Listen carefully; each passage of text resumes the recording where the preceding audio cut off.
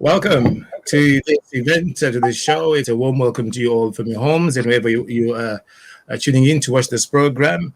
It's a program that we are focusing mainly on celebrating fathers, and today being Father's Day, of course, as you all well know, and we hope you've had a good day so far. We want to have a bit of a debate, and talking about diaspora families and how we can unpack fathers' challenges that we have. Fathers, yours is an eternal calling from which you've never released. Callings in church, as important as they are, by their nature are only for a period of time. And then an appropriate release takes place. But a father's calling is eternal, and its importance transcends over time. It's a calling for both time and eternity. It is a saying that we got in October 87 by Ezra Benson. This afternoon, I'm joined by a host of specialists, I suppose, in this particular area, and we hope to have a discussion and a debate about one or two elements that we think have been affecting us others over this period. We've got with us Bishop Mberi, who is well known within the UK. He is a community leader, he's a religious leader, and he's the overall bishop in the AFM in the UK. We say welcome to you and thank you for joining us.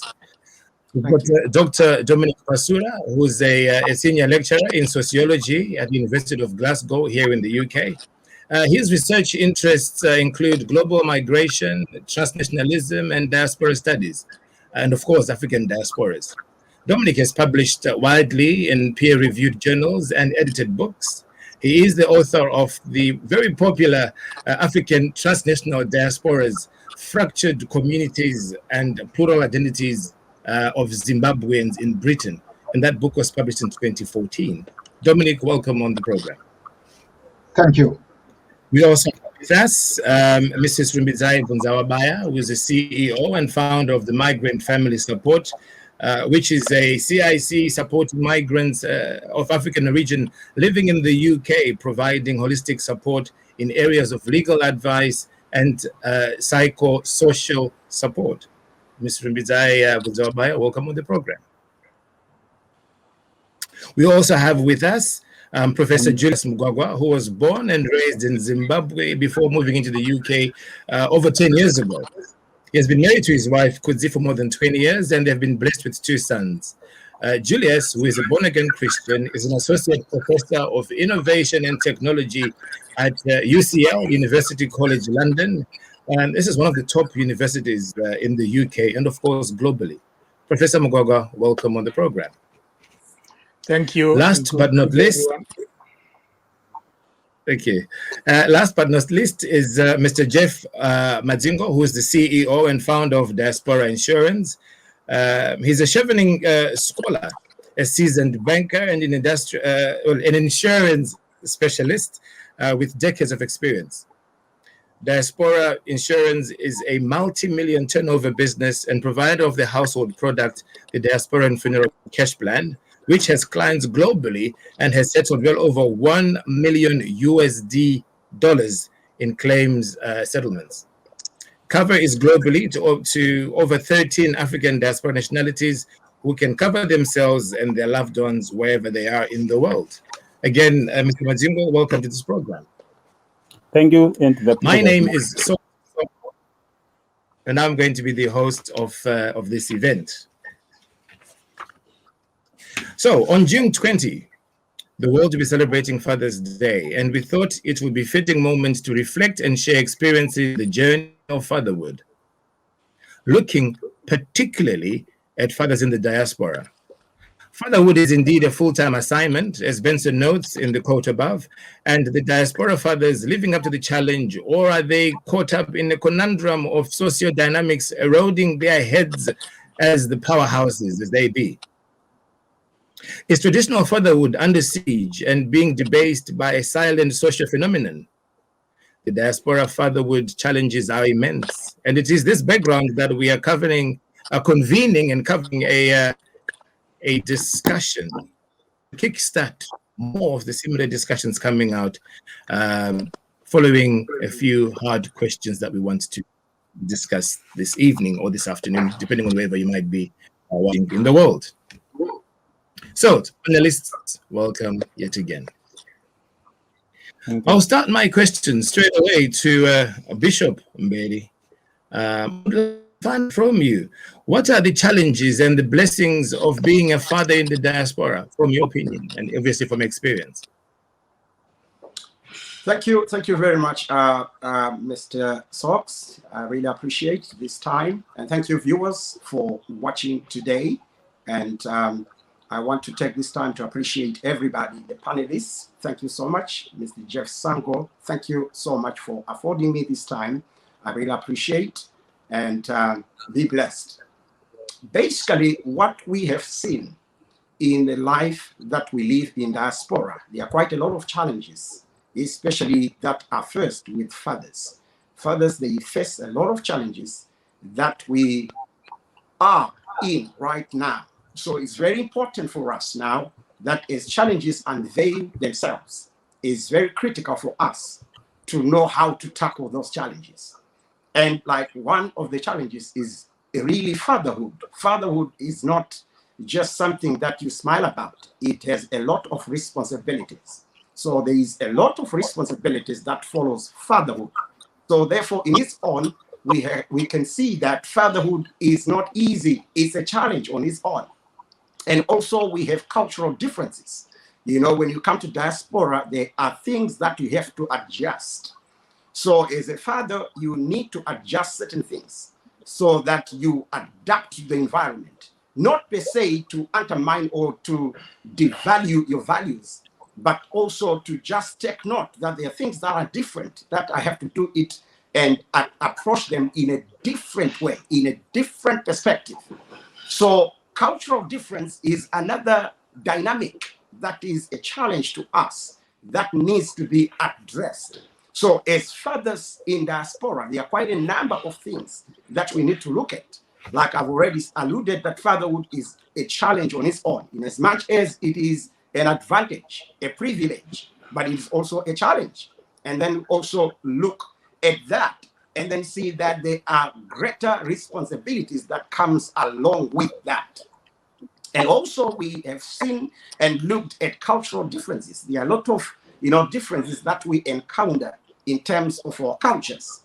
And also we have to look at the issues of family, family dynamics. Those are challenges on their own.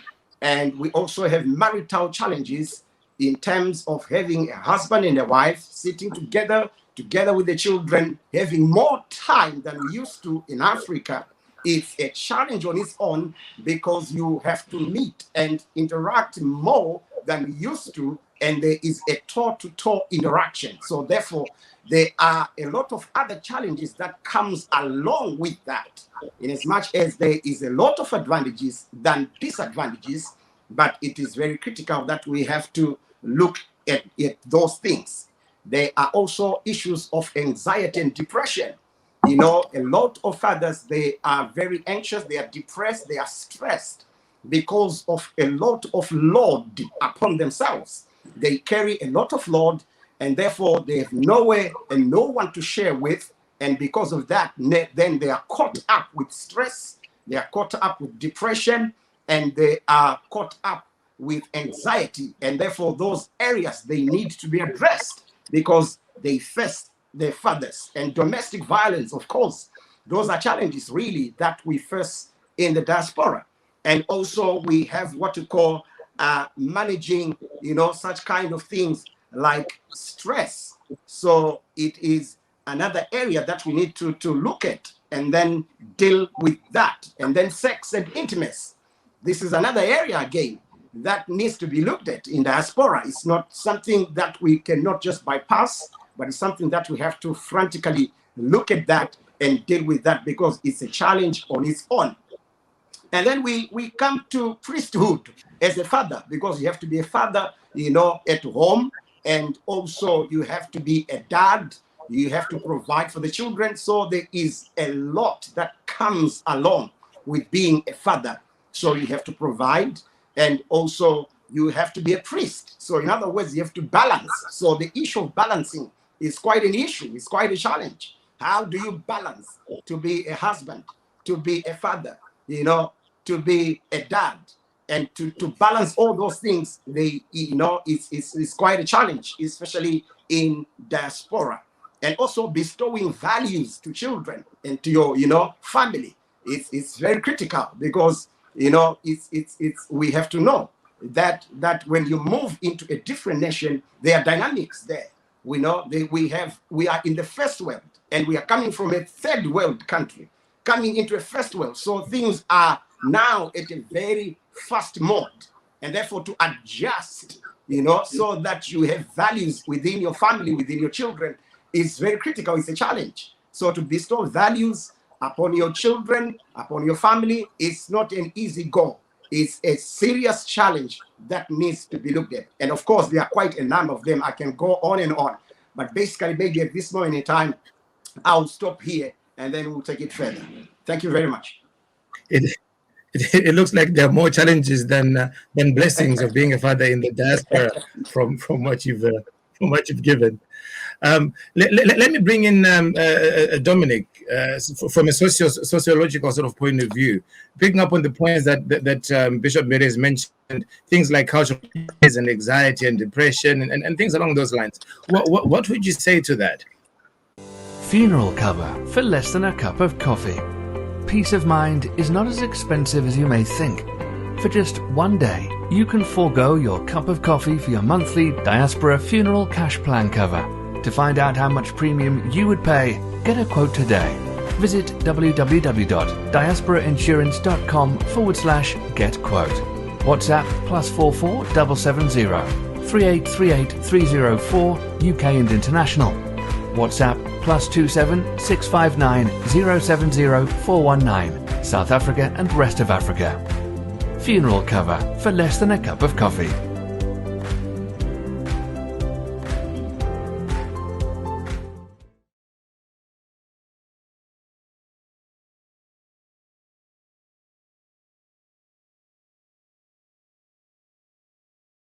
Okay, yes, thank you, Sox, and of course, Bishop Mberi, for a summary of the challenges that Zimbabweans in the diaspora are experiencing. But also, let me just also look at it from a sociological perspective. Of course, we are looking at fatherhood, but we should also acknowledge that the family structure itself has changed. So there are the families that are female-headed households, and other diversity families. But within the diasporic context, what we've noted is that in the reconstruction of life, men experience this loss of status as breadwinners for their families, and they experience this rupture of their masculine identity. So why? I have to say, to become a man or to be a man is a product of social, political, historical context. We come from Zimbabwe. Colonialism and post-colonialism shaped ideas of being a man. Then when we come in the diaspora, within the context of Britain, it has a different expectations of what it is to be a man. So most fathers and men, they experience the crisis of masculinity. That is, they feel disempowered. They cannot live up to the expectation, their own expectation, but also the expectation of the society of what it is to become a man. So what do? Often, of course, they can, sometimes resort to violence as a way to regain that kind of, dominance or patriarchal. But others. So by and large, so to cut into this. So by and large, you are agreeing then basically with Bishop in terms of having a lot more challenges than blessings, as it were, within the diaspora community. Is that the point you're alluding to? Yes, I would agree that because there's a crisis of masculinity, so there's more challenges than I could say blessings. Okay, what do you think, Mrs. Bonzabaya, from your point of view? And again, you've worked with families right across in different platforms that obviously you've been working within the UK. What's your take on this? What did you say? I tend to agree that there is a crisis of masculinity, and we perhaps see it at the end where we're having to deal with family breakdown and family breakup due to domestic violence, due to abdication of responsibilities. But one of the things that I've seen is that men and women are socialized to have expectations that men are the main breadwinners, and women are in a more supportive role, and a role where we've been socialized to be submissive to our husbands and perhaps take on the role of the homemaker. But coming into the diaspora, there's been a change in those gender roles, which has been difficult for families to navigate it, to know how to deal with it. And this has increased tensions in the home due to the expectations, due to societal norms.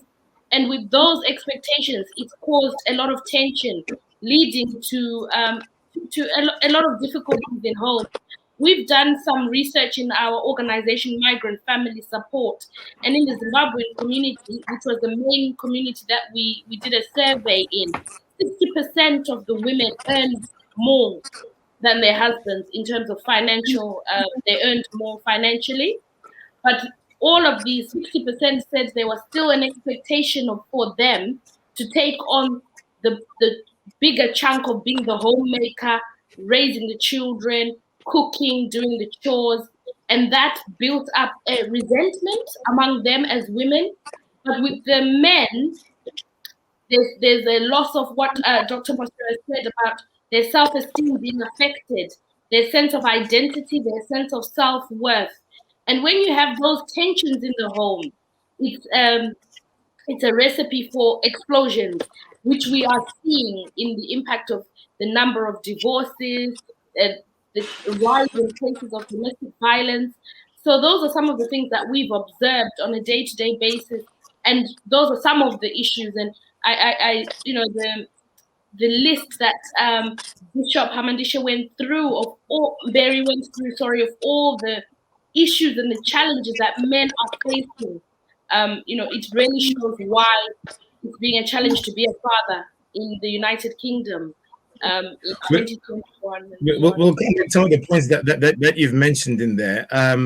Very interesting points, very pertinent points. We will come back to those points again and revisit them. I'm keen. I mean, Bishop Mberi, I'm keen to come back to you again, and maybe you on this one. Could you share with us what you think makes you a good father? Could you share with us elements of fatherhood being perhaps the values being more universal, or do they differ from culture to culture? Perhaps religion to religion, or country to country, race to race. I mean, the list goes on. Could you share with us, from your point of view, what you think on that? Yes, thank you very much, Sox. In as much as we were talking about challenges, but there are also advantages. There are also pros and cons to things. So there are also benefits in as much as fathers in diaspora are concerned. So basically, a good father, you have to know that, of course, there are quite a number of things that pertains to a good father. And number one of it is that, you have more time with your family. Unlike when we were not here in diaspora, we've seen that we could be spending more time outside, without families, without children, and not having, person-to-person or interaction and fellowship. But now we have seen that you are more closer to your children and to your family, because in Africa, we used to send our children maybe to relatives and all that. But in this instance, we don't have relatives that are, many. So it means you have to spend more time with your children, with your family. And also it means that you are able to bond You are able to come together, family becomes a unity, and you're able to be together as a family. And also, it also entails love. So there is a lot that comes with it, like love. You are very closer to your children, and there is a lot of caring. There is a lot of support that you give, and there is a lot of trust amongst yourself. And we have to also know that you have more time of prayer and even holidaying. You are able to go together to holidays as a family, and you have more fellowship together as families. And it is very important that we have to create time. So as a good father, you have to train the children the way you should go, like the scripture in the book of Proverbs 22, verse number 6. Train the children the way they should go, and when they grow, they will not depart from it.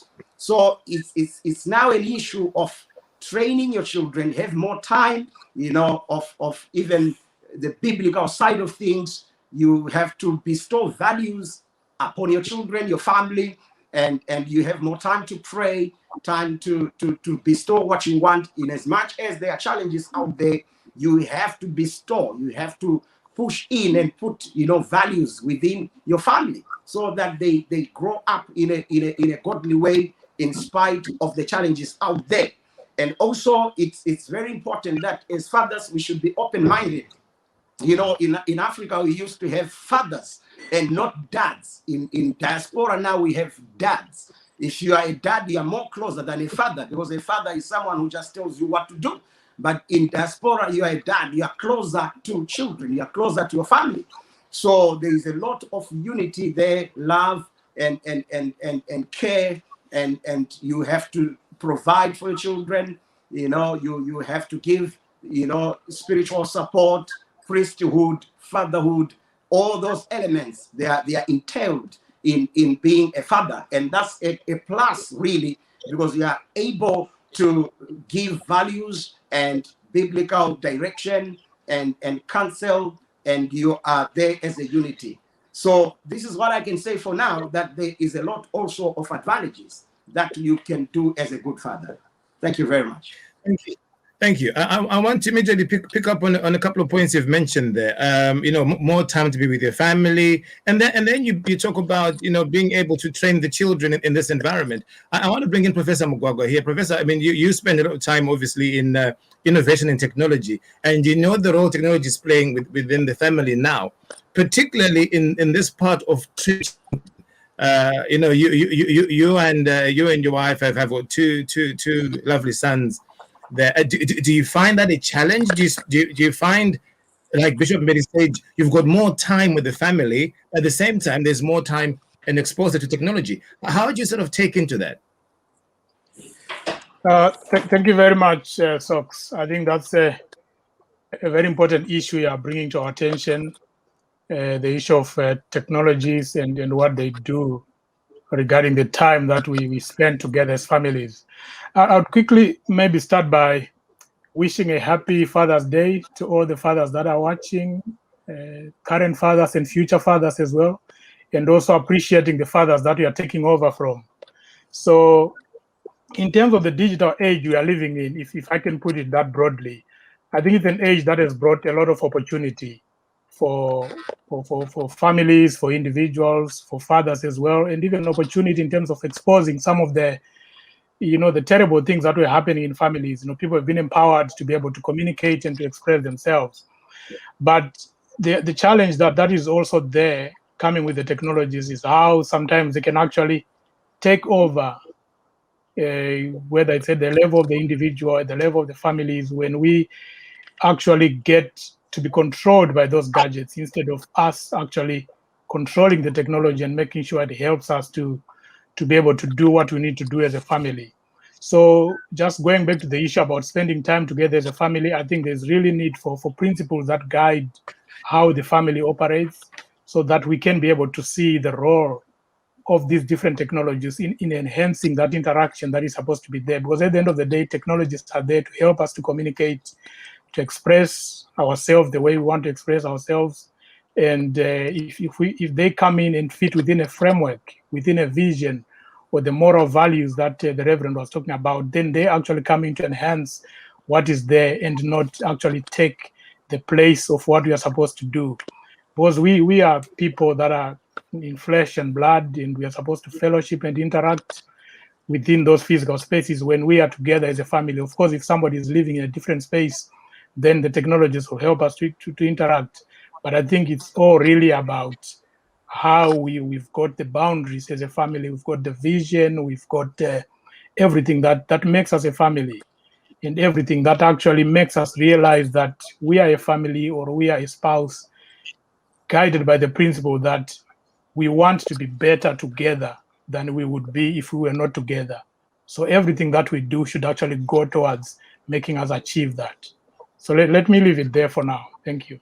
Thank you. Thank you very much. And that point, I want to bring in just quite briefly, Mr. Jeff, Mr. Madzingo. I want to bring it in there briefly because I know that with your job, you've had to visit lots of families. You've faced several backgrounds. I mean, you've been in different backgrounds. You've been exposed to quite a wider variety, I suppose, of settings. What's your take to this, particularly the element of technology and family? You know, as you've moved around, I'm sure you've noticed quite a trend there. Would you want to keep coming down? Yeah. Thank you so much to everyone on the panel and also to our listeners. We believe in these programs. They shape us as a community and they give us strength as a community. So thank you everyone for sharing, and also all the fathers there. Thank you for watching and happy Father's Day. Yeah, the point is quite critical because we are faced now in a situation of a community or societies where, if you are talking of digital things, we are looking at a situation where you find that your children may be more hero worshipping the cartoon character on their iPad, on some programs that you don't even know more than yourself as the father. So it gives a lot of challenges to us as fathers to say, where do I fit in? How do I remain relevant to my own children? How do I remain relevant to my own family? So it's a big challenge. And also, I wanted to talk about fatherhood from a point of protection, where as a society, I think it doesn't matter really whether it's race, white, black, Asian, you name it. I think naturally they assume the position of a father in a family is that of a protector. You are the power, you kind of being the power base, which is a bit shaken now given the discourse in the diaspora where a lot of things are set up differently. The culture, the family institution is a bit different from our traditional family system. So it creates a lot of challenges for the family. But from my experience as a banker, as an insurance person, what we tend to also want to emphasize is the fact that being the assumed protector, the father has got a responsibility which is different from the traditional responsibility where you are the muscular person, you are there for the protector, you are the one who carries the weapons. If you are working in the traditional setup, in our new setup now, where then do we fit? How do we transform those responsibilities into family protection, especially in context where you suddenly find yourself you are earning less than the wife, and the duties that are left within the family may no longer be as important as that you grew up to assume or you grew to see your father doing. So that's it. But from an insurance point of view, I equate insurance into family protection, and most of the benefits that accrue from insurance tend to be aligned with the family protection and intergenerational financial security. So the father's responsibilities could be shifting to make sure that when it comes to financial protection, if intergenerational financial security of the family, those things are in place, and the father is taking a role as well in saying, okay, as a family, God forbid something was to happen to me as a breadwinner or to my spouse as a breadwinner, where does that leave us as a family? Where does that leave our children who are financially dependent on us? What type of protection can we have to protect our income? What type of protection can we have to protect our accrued wealth over the time? Because if you, without some products, you may find yourself in a situation where inheritance tax can take quite a big chunk of your wealth, but those things can be protected through insurance products. And you can also look at, say, if I were to die with I would die with my income, but my children are also dependent on my income. Where does that leave my family? So the father should be the one probing to say situations like that may happen. To God, anyone can go anytime. Therefore, if something happens, what happens to my family? Those are responsibilities that we expect the fathers to be doing. And you're now talking also about issues of final expenses, where final expenses are basically your funeral expenses. It's very sad to see a father on GoFundMe because there's no police, or to see a spouse on GoFundMe because there's no police. So those are issues where the father's responsibility shifts from the physical power to soft skills, where you are protecting your family and creating wealth for your family. That's what I can say for now. You see, and you've spoken like a typical insurance salesman, where I've asked you a question on technology and you've gone right straight in talking about the products that you have. But that's brilliant. I allowed you to go ahead with that. I took note of that. Why? Because we've got some points that I want to bring in as well later on in the discussion. So I was happy to get you going with that. Okay, I'm going to go back to Dr. Pasura. I want to ask again points that the previous speakers have mentioned, and Mr. Madzingo particularly, shifting responsibilities and fathers having to try to remain relevant. From a sociological viewpoint, would we say that the ground shifting for fathers? What are the changes, and how do the fathers retain the commander's role in the new society with so many compromises and discourses? Perhaps, Dr. you might want to expound on that. You might even add, if you wish, an element of the command structures changing or being disrupted within a setting, if I may indulge you on that. I lost my wife to the COVID-19 pandemic. It's a very difficult time for me, the children, family, and friends, and it's time for us to celebrate my wife's life. I just felt compelled to do this quick, heartfelt thank you message to the Diaspora insurance team. They have been exceptionally supportive and helpful. They treated us as a family, not clients. The policy was settled within 4 working hours of us providing requisite documents. In the current global lockdown, having a flexible cash-based policy has allowed us a lot of options as we prepare to give my wife a dignified send-off she deserves. Thank you again, Diaspora. Okay, thank you. Let me go back to the point, of course, raised by Rombidzai in terms of the changing gender roles. When you come from Zimbabwe or Africa, the expectation that women do all the household chores, the babysit, is quite different, because in Britain, there are different sets of gender relations, gender roles. So being in a diaspora, we are caught in between. We have to navigate these 2 sets of gender relations, back in Africa and here. And that is the source of the conflict. So the diaspora becomes a site of conflict. Which kind of gender relations or roles should you pick? Should you privilege? I think for some men, they tend to resist. So resistance can be one mode of response. And it might end in violence.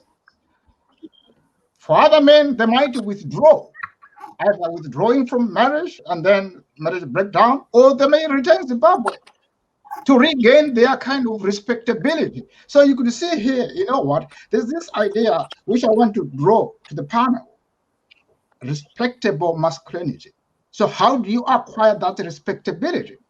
And from who? From the community you live, from your family. Because ultimately, to be a good father, you must be respectable. Well, so some might either, accommodation, which means, accepting the changes in terms of gender relations. So men having to cook, having to babysit. But others, might try to use public spaces or community organizations or building projects at home. as a way to regain their masculinity, their respectability. So when I'm having a farming, or doing project in Zimbabwe, I feel I am a man now. So respectability, or being a respectable father, would come in different forms. How men would try to navigate. But I want also to point to something that is important that we haven't discussed, that the context where we are living, this neoliberal economy that places so much emphasis on the individual that has to work, but also the legal framework, that is much more egalitarian. So the broader context where we live tend to shape our ideas of being a good father or being a man. But ultimately, yes, you could argue that I think most majority of Zimbabwean men or African men, they're experiencing that crisis of masculinity, of being a man, because they feel disempowered to live to the expectations of the society back home. What will my mother say if she sees me changing nappies?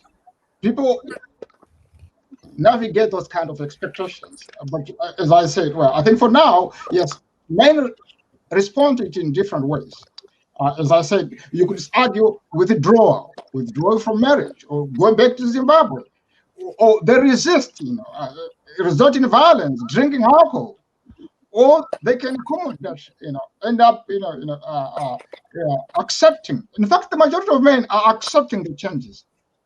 But the others, again, who can endorse and subvert at the same time. That, okay, I can cook, but don't let my wife tell me to do that. So sort of endorsing. So you endorse, but at the same time you subvert, trying to acquire that respectability of being a man. I would end. Thank you for that. I'm going to have to come in there, and I want to draw in Bishop Mberi, and hear your take on that, particularly on the element of men having to accept that there's a role change there. There's acceptable masculinity that's being demanded, and that's been mentioned here. And the element of gender relations. Bishop Mberi, what do you take to that? I mean, again, looking at it, of course, as well, from a religious or spiritual sort of point of view, and working with the current or the modern society. What did you say to that? Yeah, basically, it's all about something that we call it's a challenge, really, especially to the modern men in diaspora, in terms of trying to adjust and to adapt to certain, things that you have to follow.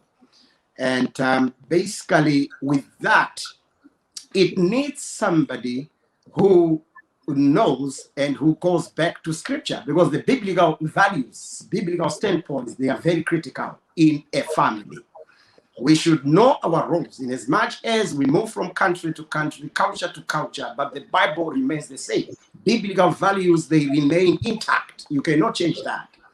So the problem now is when people migrate from another country into another country and they think they are superior, it is only because they don't know the values that are enshrined in the Word of God.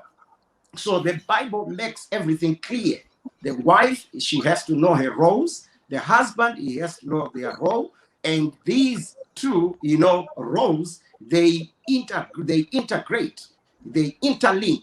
We work together. And also to men, now I've been given liberty. I can do house chores, I can do chores, I can do anything, which makes me free and more friendly and be having, that kind of freedom to do whatever I want to do and help and support my family, which I see it as a positive. I don't see it as a negative. Where I do house chores or ironing, then I think, I'm being deprived, as a man. I see that as a positive. I have to support my family so that, my wife cannot say I'm tired, because I'm also part and trying to help her to do things. My children, I support them. I give them biblical values. So there is nothing like, feminine or masculine. We have to work together in harmony through biblical principles, and we follow the values that are in the Word, and that makes that family a happy family. Thank you. I love the way you say liberty. The man is now at liberty to do household chores. That's a very nice way of putting that across. Can I ask, Mrs. Vonzawabaya, and I suppose yours is a two-pronged one, because I'm going to ask you to respond to what has just been said, and then also, in reflection of that, would you maybe agree that the traditional scenario of the father as the sole provider of the family is no longer true in so many situations here in the diaspora, particularly? And then while you're at it, can you also add how the emergence of wives that earn more than their husbands influence the dynamics of the relationship within the household and within the community as well?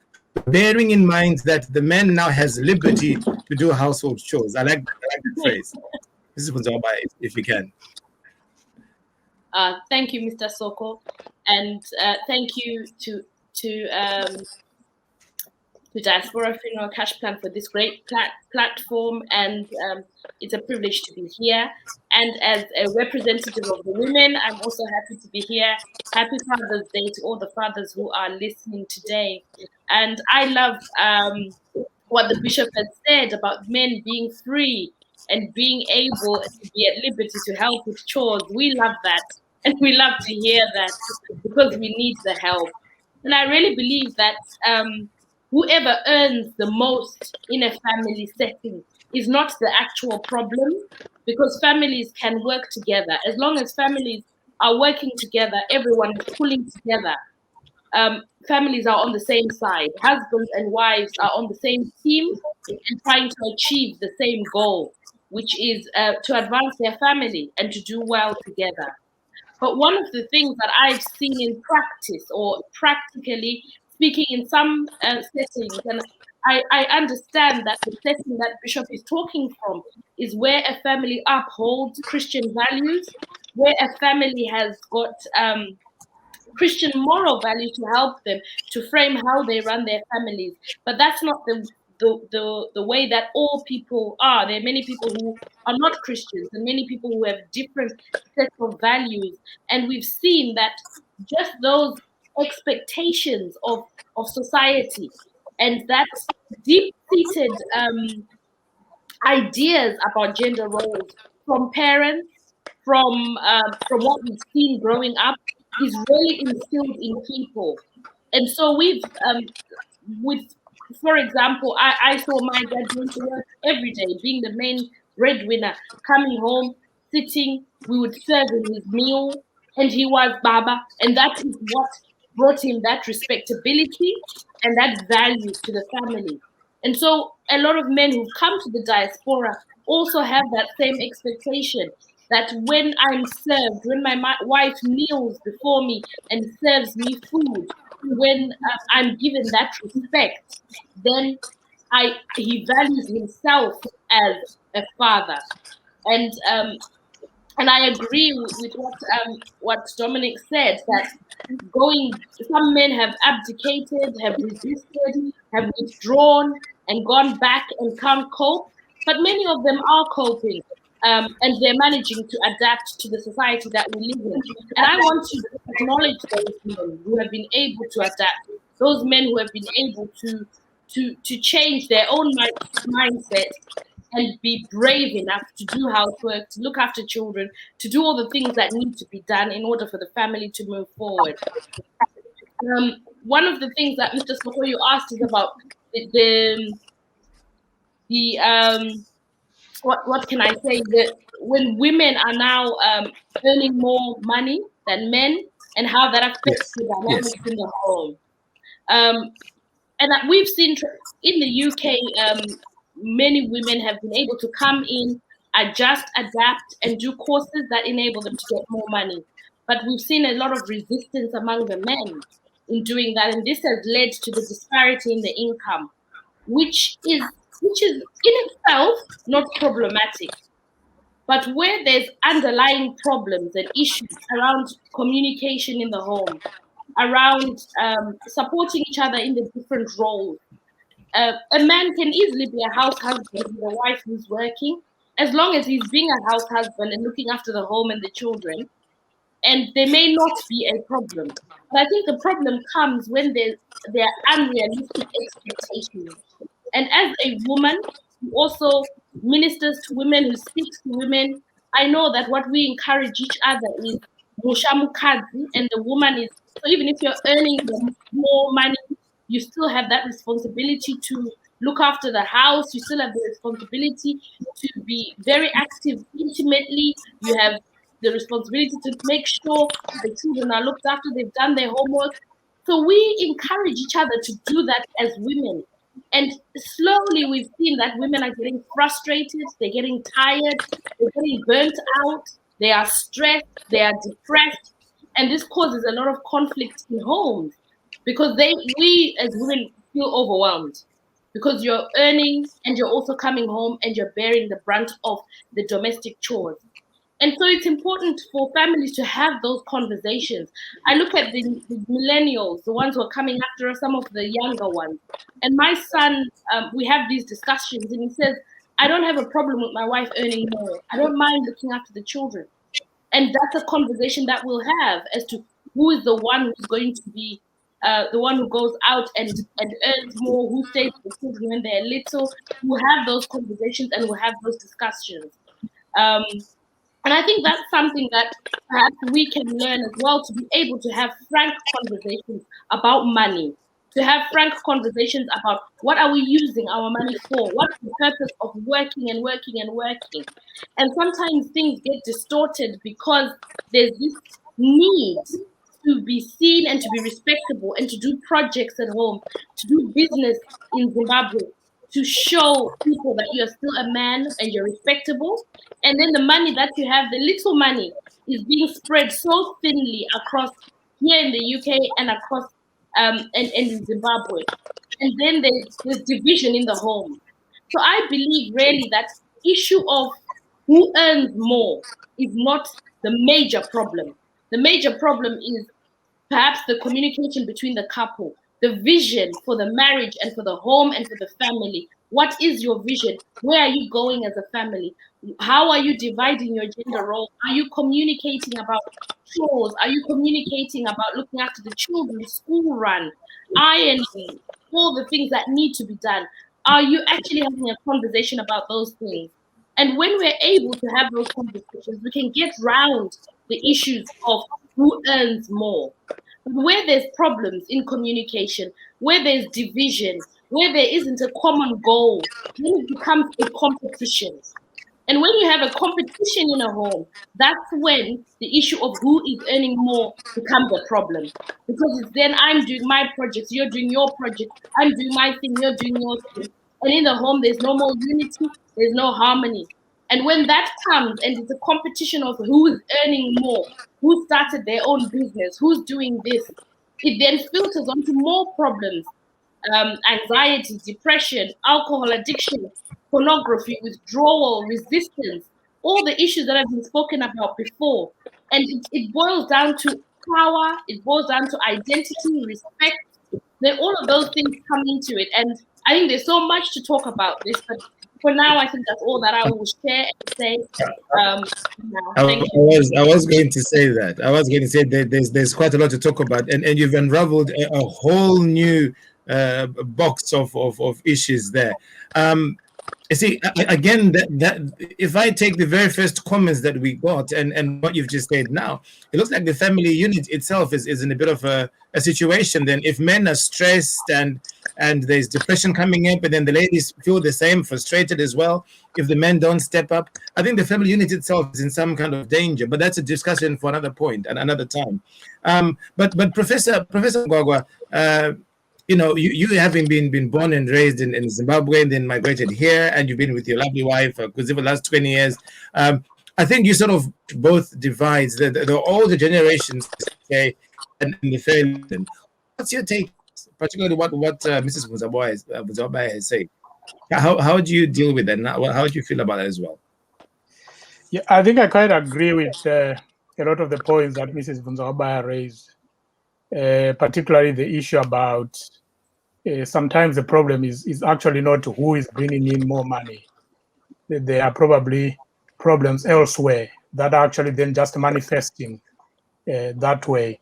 And that actually confirms what we found in a recent study where we were looking at cases and causes of divorce in the diaspora among Zimbabweans. And so a lot of the issues that came through actually raised a number of questions around, a problem versus a symptom of a problem. Issues around correlation and causation. If two things are related, is one causing the other, or is just a coincidence that they're all happening together? And then issues around whether there are now more cases of these things happening, or is just a matter of more reporting now happening around those issues. For example, these dynamics around, putting a gender tag on who brings in money. Has it always been happening? Or are we actually seeing more of that now because there's more reporting on these issues? And then also a fundamental question around whether circumstances create character or they reveal character. These people that now suddenly become powerful because they earn more, whether it's the man or the woman, were they always like that? And it's just a condition now which has allowed them to reveal that particular character. So I think some of those questions actually help us, including what Mrs. Vunzabaya was saying. They help us to go to the core of the problem so that we do not only address the symptoms, which is about, okay, who is earning more? Then how do we solve that? We can't then say the wife's employer must reduce her salary or her wages. I mean, that is not good for the family. But how do we actually go to the core of the problem? And I think even again, picking on what you are saying, what some of the young people are saying really about that, it doesn't matter who is bringing in more money. And I think for me, that's a fundamental issue, that families need to make the most of whatever opportunities they have. Whoever is bringing in more, that's an opportunity for the family. And that should be made use of, instead of really putting a tag on who is bringing in more money and who should bring in more. Because, I mean, it's a season that you're going through. Maybe in the next 5 years, the husband will be bringing in more. But if we destroy the family institution based on who is bringing in more today, when things can change tomorrow, then who wins in that case? So that's what I would say. And I think, in my family, that's how we have tried to resolve these issues.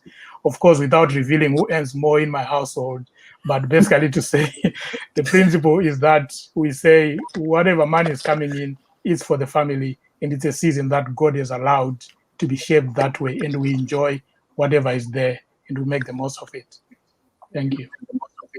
Thank you, and I like the element that you've brought in, the research that you've just done. I think particularly in the element of who brings in more money as also a precursor to that. I want to indulge Mr. Jeff. You being somebody who's involved in insurance for so many years and in banking, in fact, going back. What do you think is the attitude of men, particularly or fathers, towards insurance? Bearing in mind that obviously you've got your premiums that are paid monthly or yearly or quarterly, whatever the case might be. From your records, if I may say, do you find you've got more women who are contributing or are subscribing, or is it more men? What's the attitude of men towards that? And might that have a significance maybe, or a link to who brings in more money? What's your take on that?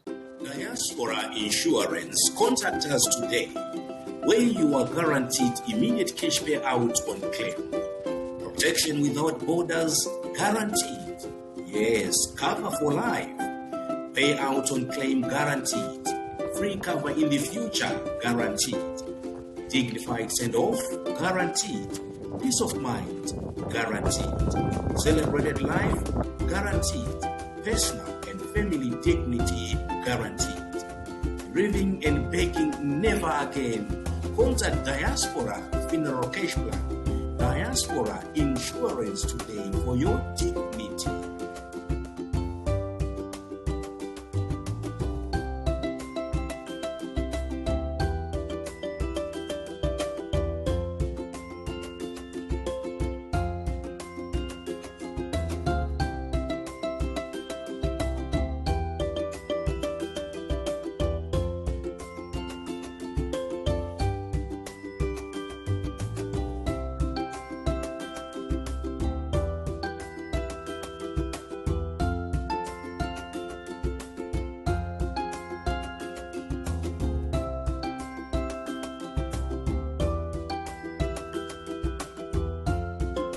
Yeah, thank you so much for the question, and also again thanks to our viewers and our clients as well. Yeah, the question is very critical, and the issue of the attitude to insurance of men and how in terms of our portfolio split, who is more receptive to the idea of insurance. I think what we have tended to see in the diaspora and what has manifested in the diaspora with the coming up of social media, you find that women are much more connected and much more informed, because they tend to have women groups, they chat there, they share ideas, they do a lot of things. Whereas men generally find that we struggle to even say, let's have a men's group. The number of people who join there and talk about things is very, very limited. Whereas women, they tend to have quite a lot of groups sharing ideas and everything. But back to the question of, in terms of our uptake, in terms of our looking at insurance, which is the main product that we do, we have tended to realize that a lot of women are more up to it when it comes to taking insurance products. But I still wanted to emphasize the point that insurance is one of those products that you can use to take your seat as the family protector and protect your family. And but generally, what we have tended to see is situations where a woman is in a group of ladies, they talk about insurance, they then contact us, they get a quotation, and most of the time, to be honest with you, when they go to say, once they say, oh, let me go and discuss with the men of the house and I'll come back, then we can finalize it. Most of the times, to be honest with you, that's where it gets blocked. Not that all men would do the same, but generally you find that kind of trend where men would then tend to question a lot of things. I think naturally also it comes from that idea of men being strong, men being able to confront things as they happen. So there's the element of saying, I will deal with it when it happens. We deal with it when it happens. And people don't realize that to God, you don't choose when you go. You can go anytime, but people want to postpone things. People want to believe that it happens next door. So we'll deal with it. If it comes to us, then we'll deal with it. But they tend to be no plan. So my message to men is that shift your responsibilities from muscle-based protection of family to soft skills where you can play in a role, regardless of whether you are the main breadwinner, your wife is earning more, and also be receptive to ideas that women can bring to the family. Say, if we do this, maybe that can help us in the situation of a bereavement. If we do this, but that's my point. The men's attitude to insurance seems to be lagging behind that of women, because we are not taking insurance as a form of family protection, and we are not taking it as our responsibility. Men, we think the women are chatting in their groups. This is not important, but otherwise, I would encourage to say, men, it's our responsibility to make sure that in the event of family losing income to bereavement, we've got protection. In the event of a bereavement, or in the event of retrenchment, you lose your job. All those things can result in family losing income. So we need to be talking to insurance experts and say, how best can I protect my family? And also, when the wife brings the idea, be receptive. Take it as a noble idea that she's talking about family protection and helping us as men to make sure that we protect our family as well. Thank you. Thank you for that. Again, it's interesting to pick up on the point that, like you said, it's more women that suppose approach you, and when they take the issue back home to the man, there's usually a block there. And then you've said men play a role as protectors of the family and providers. Professor Mugwagwa, what do you think about this element of men having to play roles? I mean, there are so many role models in society. How do fathers remain relevant as a role model to their children, particularly more so within the digital age? What would you say? I mean, I'm at a loss there. That's a big question. It's a big question, really. I mean, we touched a bit on the digital age and the kind of opportunities it has brought and the tools that are important for families and even for fathers. So maybe let me pick up on the point of role models. And we know that this is one of the most widely used concepts in many spheres of life, whether it's in business, in careers, in sports, in relationships. There's a lot of talk about role models.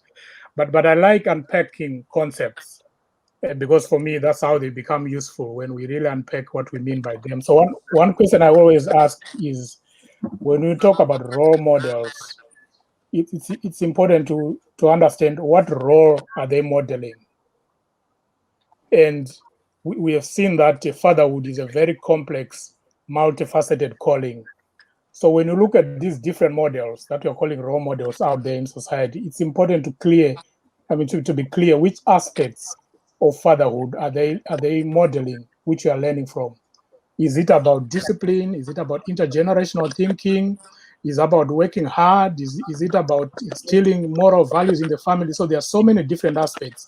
And I think sometimes things get lost in that understanding that when you see somebody that is dressed nicely and they're posting whatever they're posting on WhatsApp, on whatever social media, that doesn't represent much in terms of who they are as a man or as a father.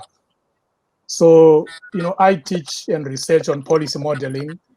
And one of the sobering realities that I'm guided by, together with other people that are interested in modeling and models, is that all models are wrong, but some are useful.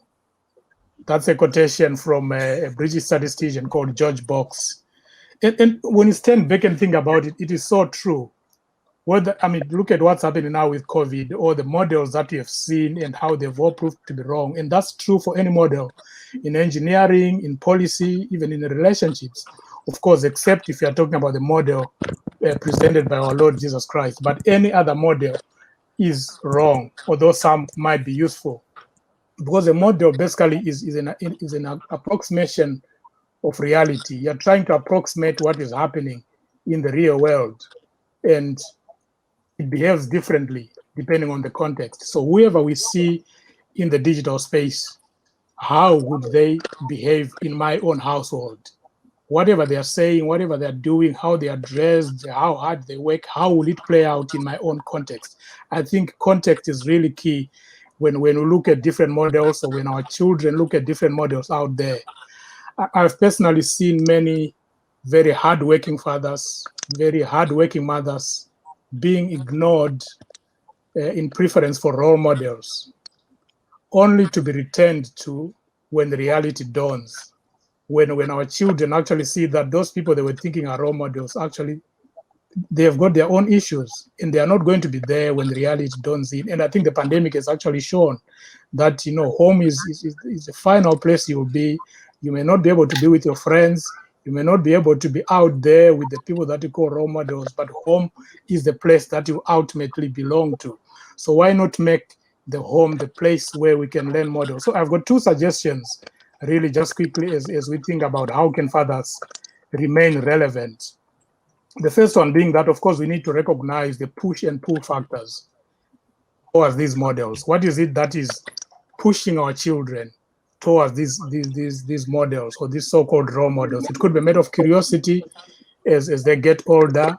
It could be a case of familiarity breeding contempt. I think Reverend Mberi was talking about how,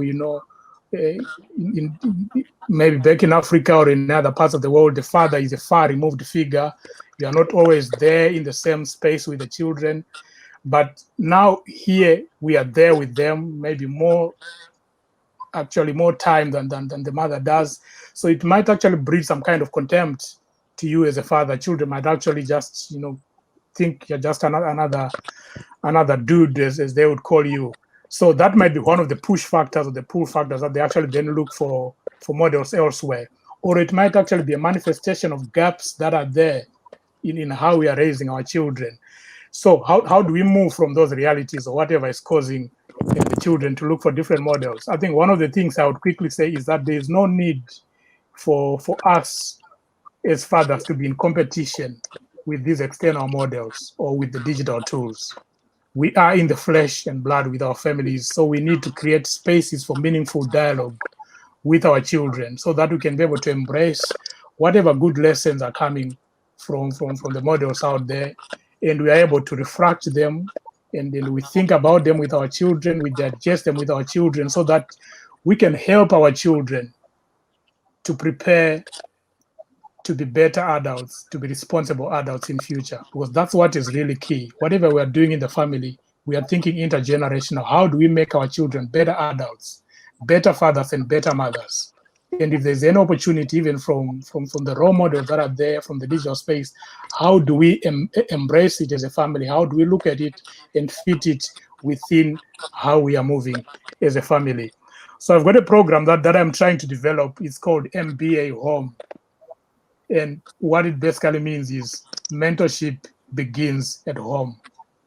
I'm thinking about really just developing that so that whatever kind of, young adults and responsible adults we are thinking about, or we are envisaging in the future, that should begin in the home. So father-daughter pairings, father-son pairings, mother-son, mother-daughter, those kind of mentorship models should actually start in the home before we have them in the wider platforms out there. So let me end here for now. Thank you. Thank you very much. MBA Home, we'll pick up on that, I suppose, in one of our other platforms like this. I want to quickly bring in, for a very brief moment, you see, you talked about models are wrong and some are useful. I like the way you've talked about that and the different roles that fathers play. I want to quickly bring in, just for a few seconds, Dr. Pasura, again, based on the research, in fact, like I said earlier on, you wrote a book that talked about the fractured communities and more importantly, plural identities of Zimbabweans in Britain. So we went of so many different role models, and you're talking about plural identities. Could you perhaps share for a brief moment what your thoughts could be on that? Thank you. Well, thank you. Before I come to your question, and let me just say, I think I want to just say briefly, about, the person earning a lot of money, I think, in the household, and of course that becoming much more important. I have to say, I think from a sociological perspective, it's not so much what you earn, but it's the kind of work that you do that shapes your identity. So this is why a lot of Zimbabwean men, I think, when they come from Zimbabwe, the kind of occupation they were doing. Now, when they came here, they are working in much more feminized occupations. What Joan McGregor said, joining the BBC, British bottom cleaners. And that has an impact in terms of identity, shaping the identity of becoming a man, because they feel they are not doing a man's job. So the kind of, now going back to your question, of course, on my book on fractured diaspora or plural identities, yes, I think it is fractured in terms of our aspirations, in terms of our ideas of form. I think you could look at it from a gender perspective. For most women, the diaspora is permanent. They are here to stay. And for men, the diaspora is temporary because they want to return home. So whatever their experiences they have in the diaspora, they think this is a passing phase, because ultimately the project they are doing in the homeland, they have to return there and as I say, regain their respectable masculinity. But also, I want us to think it from much more historical perspective. In Zimbabwe, when there was ESAP, what happened? A lot of men lost their jobs. And what was the consequences of that? We know women were engaged in this cross-border migration, going to South Africa, Botswana, buying and selling. In fact, they were earning money. But still, their role in the household, they were still, performing, household chores, or they can, employ somebody else, another female, to take care of the household. So I want to say, it is the context where we are that helps, that gives us the legitimacy either to continue what we are doing or discarded. But ideas, of course, going back to my central ideas of the crisis of masculinity, that these are not natural, but that these are always, breaking down, like in the diaspora, or they're being contested. Of course, women contesting them, that, well, they need to be changed. But change is always difficult, So I would say, well, look, when you reflect on migration is a rupture. It allows us to rethink what we take for granted in terms of gender relations, in terms of gender roles, but also rethink about even sexuality, kind of sexuality, because then we see something different, and then we tend to compare. So these are not fixed. But also, when we talk about, men being in a crisis, and then we still expect them to become role models. What kind of role model? Because already we say they are almost in crisis. They are marginal men. So it's quite very difficult. But for children born here, whom others have called, they are second generation, third generation, our expectations are actually different from them. If you ask them, do they want to go to Zimbabwe? They say, what is Zimbabwe? Because they are shaped by the context where they are, and they might define themselves maybe as, half Zimbabwean or half British. Yes, so I want us to look at the patterns of change that are happening. I'm going to draw you back. I'm going to come back on this point, not in this particular program. I think in follow-up programs, because you talk of a very, very important part as well. The element of profession coming into play, the different professions and the backgrounds to it. And that's a completely different topic which we must explore as well on a different platform. If you just joined us, by the way, we are just having a discussion on trying to attack fathers' challenges within the diaspora families, and we've got as panelists. We've got Dr. Dominic Pasura, we've got Bishop Mberi, we've got Pastor Mugwagwa, we've got Mr. Abaya, and we've got Mr. Jeff Madzingo and myself, Sox, as the host of this event, just to welcome you and ask you to sit comfortably. We'll carry on. I want to change the topic or the flow of the conversation. I want to come back to fathers and children. Particularly, Mrs. Vonzwabaya, I'm coming to you. How can fathers build a strong relationship with their children, let alone and their spouses? The spouses will come later, but I want to focus more on how can fathers build a strong relationship with their children.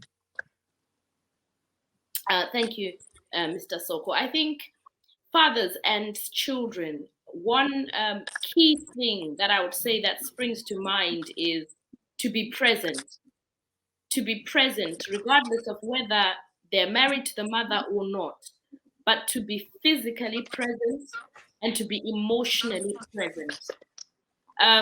Physical presence is so key for children, to know that their father is there, to know them, and to experience time with them, to have fathers who show an interest in them, to not only be physically present, but to be emotionally present, to listen to them.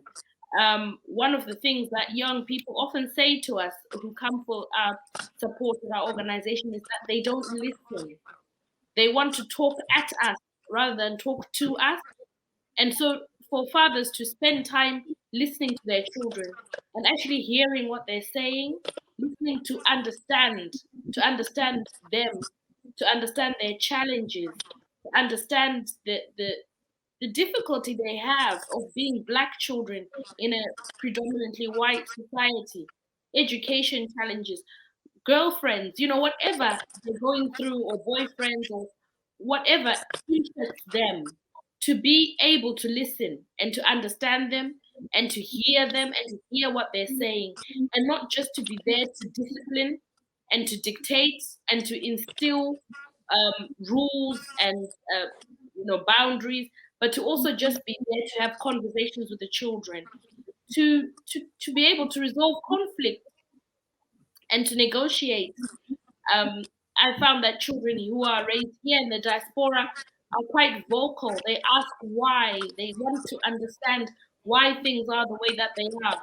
And sometimes even as fathers and mothers, it's important to be able to negotiate with them, to be able to resolve conflict well with them, to allow them to cry and to model emotional intelligence.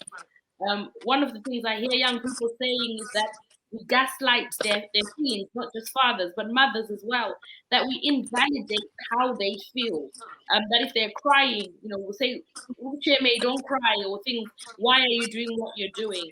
But they say it's a form of gaslighting. So being able to model emotional intelligence, to understand what emotional intelligence is, and to be able to support children in that respect. Being active with them, spending time with them outside, playing with them, playing games, riding bicycles, going for walks, doing things that are engaging with them, and just being there, I think, is so key in everything else. Providing financially and giving them gifts and toys probably is really low on the list of being a present and active father or parent. Without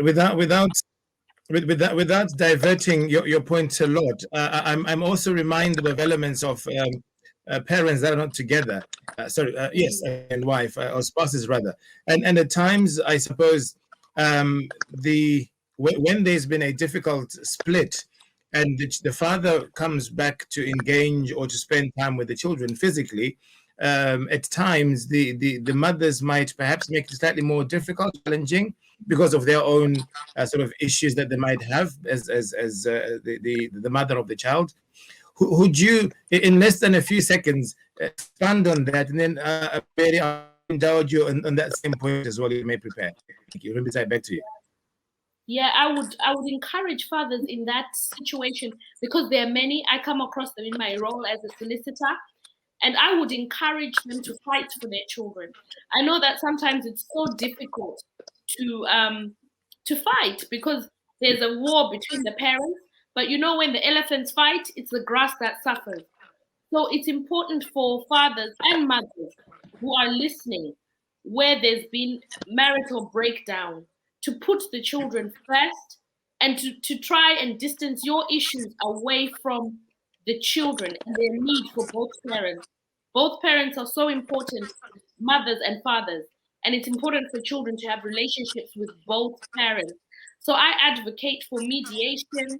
I advocate for court if necessary, so that you can fight for those rights to see your children and to be with your children. And it shouldn't be a situation where one person dictates who's the parent to a child, because the only person who's getting damaged is that child. So I really do encourage absent fathers to use the law to enforce their rights. If mediation fails, if family fails, as a last resort, always use the law, because you'll be able to enforce those rights that you have as a parent. Okay, and Bishop, I assume you counsel them a lot whether they are coming together as parents or as the father on his own or the mother on her own, even the children. What would you this particular part of how fathers can build strong relationships, and also with the fact that they need to be physically present, like what Mr. Mberi has said, but there might be challenges or ring fences around that. What would you say is experience, and how would you advise that? Yeah, thank you very much, Sox. Yeah, it's really important. Thank you so much, Mrs. Mberi, because it's very important for you to engage with them. So the very important thing, engage with them, sit down together with the parents or the spouses, and be able to tell them that support is very key in terms of children. And the very important thing is also to engage, like what Mrs. Mberi was saying. You have to engage with the children. And most of the families that usually we meet when we have counselings, you would realize that there is a lot going on. Maybe it's about divorce, and they're on that verge, and children are now affected by that. So what we would encourage them is to continue to support children regardless of the parents' differences. Because remember that even if you separate, but you're still parents. So you have to take care of the children that you have, because children, they are a blessing from the Lord. So therefore, your support to them is very critical. And also to fathers, it is very important that you have to be trustworthy. You have to be a man of your words. That's another thing that, our children, they tend not to trust most of the fathers, because they are not men of their words. They speak one thing and then they change goalposts. So by that, they lose trust from children, which is very important. You have to be honest. You have to be trustworthy. Be a man who is also available to help them in whatever they engage you with. Be available and help them and support. And with parents, regardless of your differences, stand together when it's regarding children. Support them, provide for them, care for them, do the best you can for your children, regardless of your condition. Thank you. Thank you for that. I think that I've got a whole series of programs all lined up now based on the topics we're getting in today, and of course the comments coming in from our viewers. Thank you so much for the comments, by the way, coming through. Very much being taken care of, being noted, very much. So thank you very much for that. And yes, we will incorporate them in future programs that we'll have. But men, we need to be more trustworthy. We need to be men of our words. And this is coming from another man. I mean, as they say, Proverbs 27, verse 7, I don't intend to be a preacher, but I will just quote that: iron sharpens iron. Men, we are trying to sharpen each other here. We're trying to help each other move forward. Professor Mugwagwa, as a father, do you read any books, attend conferences or seminars that teach you to become a better father? Where do you get your inspiration from to be a better father? Thank you very much for those questions. Maybe I'll just start by agreeing with the contributions from the last question around building relationships. And I think one of the key points that's coming through from there is that it actually goes beyond just building relationships, but maintaining those relationships. Because it's one thing to build, and it's probably quite another to maintain. And that's where issues of integrity and being, people that are honest, people that are, men of their word, comes through. So yes, iron sharpens iron. I think I agree with that, definitely, and I'm taking that to mean that we are really talking about how, as men, we are open with each other, we are forthright to each other, and we can really edify each other by challenging each other and being able to put each other on the straight and narrow, so to speak, so that we can be able to be better fathers individually and collectively. And maybe if I were to put a caveat to that very wise maxim by Solomon, I would say iron sharpens iron, and it does so in the hands of a skilled artisan or a skilled handyman.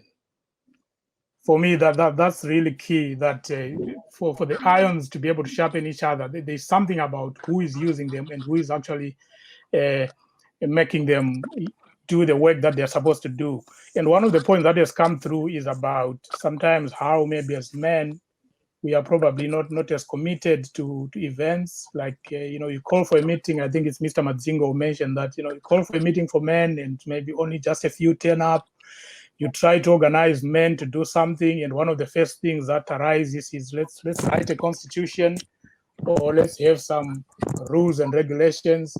But for women, it's usually just very, very quick to go. So I think for us to be able to sharpen each other as men, which is really key, I think our level of commitment really has to increase. We also need to be open and maybe to be more forthcoming in our engagements. But again, that is conditioned by issues of trust, issues of having principles-led discussions, and demonstrating value for time. I think a man normally would look at a situation and they say, is this really going to be value for my time? What discussions are going to happen there? So there's something about the platforms we organize as men to sharpen each other, that maybe there's need to improve them in terms of that. If we meet as men, I'm not just telling you my story in terms of how I handle certain situations, but I'm also talking about the principles that guide me instead of just my story, but what principles do I draw on it? I think men tend to learn more and better from that than just having some kind of a show and tell where I'm just telling you what I did and how I became successful, and the men will be saying, but what was that based on? What's the principle behind that? Then the other question on where my inspiration comes from. Yeah, I'm a believer, so my inspiration primarily comes from the Word of God, where there are numerous templates and the numerous principles, good and bad as well, that you can learn about fatherhood. Principles on hard work, stewardship, intergenerational thinking, counting one's blessings. I think we were talking earlier on that as much as there are so many challenges concerning marriages, but we know that not concerning fatherhood rather, but that fatherhood is a blessing. No one actually can say I've got a right or I'm entitled to being a father. So for me, those principles coming from the Word of God are very key. And just appreciating that helps me to be able to do my best or the best that I can as a father. I'm also inspired by my late father concerning what he was able to do with the little education he had and with the kind of job he had, but being able to raise, 6 children, being able to put us on very firm grounding morally and also other aspects of life. So I think for me, that's really key, and it's a point of inspiration. And I would really encourage to anyone watching, to anyone listening, that if you've got parents, let's appreciate them while they're still alive, because they will not be around forever. And let's use as much inspiration from them as we can, and learn from them as much as we can. Then the other thing that I also learned from is the reality that I believe God is not an unwise investor. Whatever opportunities, whatever gifts He has put in me or in any man, they are supposed to be good for the family as well.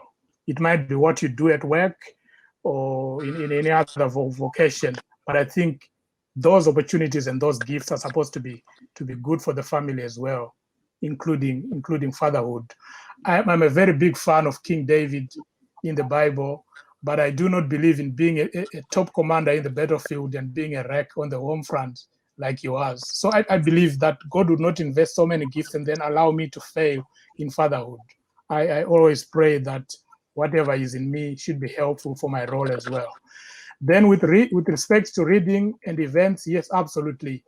I actually call myself a lifelong learner in the school of life. There is so much to learn every day. I deploy what I call the rule of one. Wherever I go, I want to learn at least one thing. That becomes value for time for me, whatever I learned from here or wherever I go. So I attend events. I also organize events, different engagements in my church and in other forums as well. But I'm a bit hesitant to embrace the notion of being taught to become a better father. The whole idea of being taught, I think sometimes it can be problematic, especially for men, where it entails some kind of a unidirectional knowledge flow, where somebody sitting there and they're teaching you. I think men tend to embrace when it's co-learning, or we are learning from each other. I think that becomes more useful. And most of the forums actually tend to be like that you're not going there just to be taught, but you're going to learn and having others to learn from you as well. In terms of books, I mean, the Bible is one of the books that I read all the time. But the one good book that I read and I've reread for so many times is a book by Edwin Lewis Cole called Maximized Manhood, A Guide to Family Survival. It's a forthright book drawing on biblical principles to tackle issues that affect men. And I would really recommend anyone that has got an opportunity to read that book. It's a 1982 book. There have been so many different editions of it, but it really tackles issues head on, even in the contemporary world that you're living in now. So let me leave it there. And yeah, like I said, iron sharpens iron, especially when it's in the hands of a skilled artisan. Thank you. Thank you. I can see that Dr. Pasura, you're ready to go. I'll hold you back. I know you want to say, I could see you moving, you're ready to attack. I'll hold you back a little bit. I want to bring in Mr. Madzingo, because Mr. Madzingo, I've seen you on the motorway. We've met so many times when you're attending events, either as Diaspora Insurance rep, or as within a media capacity, or in your own capacity. But you've been to so many events over the years. What's your take on this idea of having conferences and seminars on men, and maybe them not being really worth their salt, worth their weight, worth attending because of the discussion that takes place there? What do you think about those kind of conferences, and perhaps an improvement, you might say?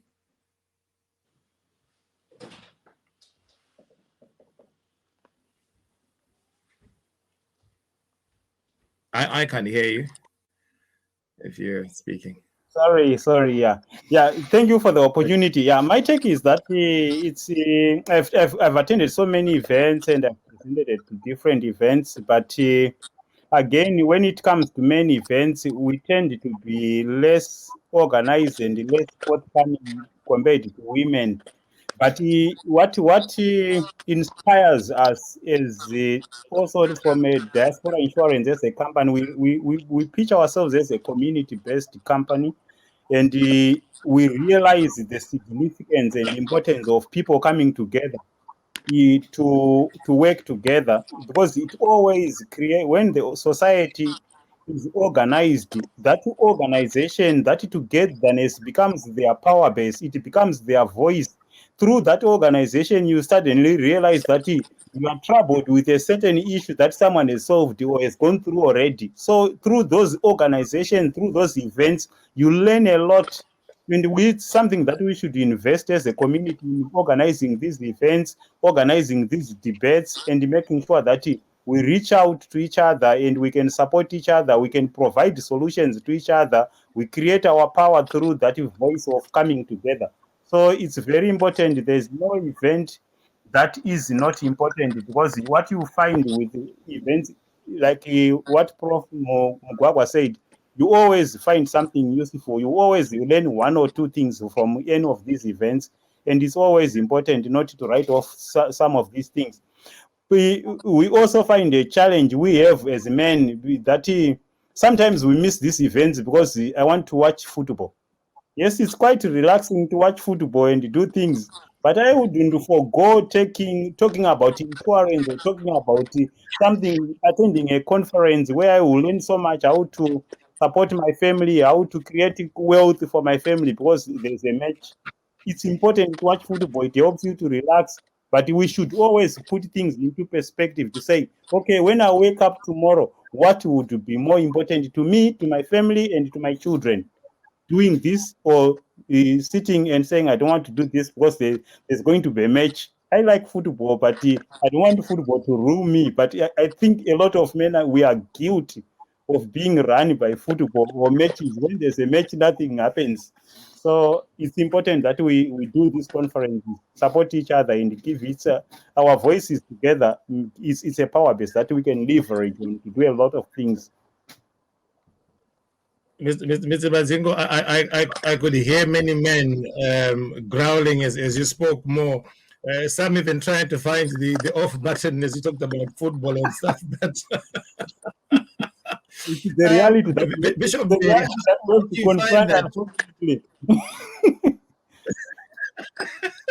Bishop Mberi, how do you find that when you host men's events, men's seminars, etc., within the church community? How do you find the uptake, and of course the content of the information there? How does that come to you? How do you pick that up?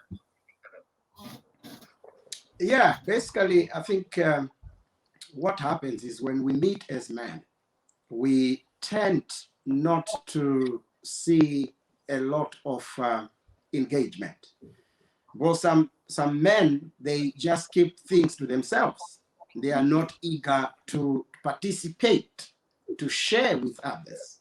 So that's a problem in its own, because if you are not able now to interact, and share and be open to each other, then that's a challenge. And mostly when we meet, we've realized that most men, they are reserved. They keep things to themselves. They don't want to share more about themselves.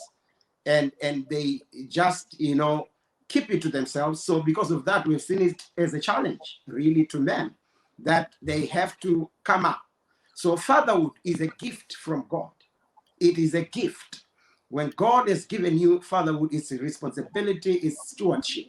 And men, they have to be able to interact. They have to be able to go into social platforms. They have to be able to open up, so that they engage themselves and release themselves. Most men, they are under pressure, and they have all this stress, the depression, because they keep everything to themselves. They don't have a platform where they are able to share with others.